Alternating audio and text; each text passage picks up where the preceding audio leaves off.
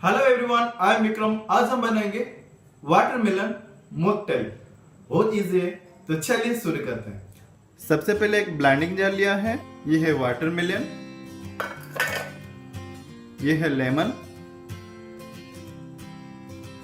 उसको हम ब्लेंड कर लेंगे।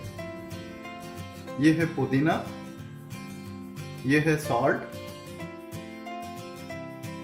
ये है लेमन। उसको हम स्क्वीज कर लेंगे।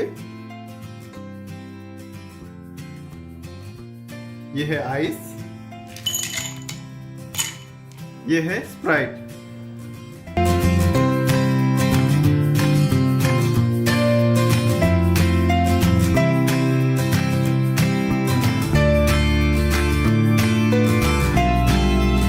आज का रेसिपी अच्छा लगा तो प्लीज मेरे चैनल को सब्सक्राइब कीजिए, शेयर कीजिए, लाइक कीजिए और कमेंट कीजिए। बेल आइकन है उसको क्लिक कीजिए। Thank you.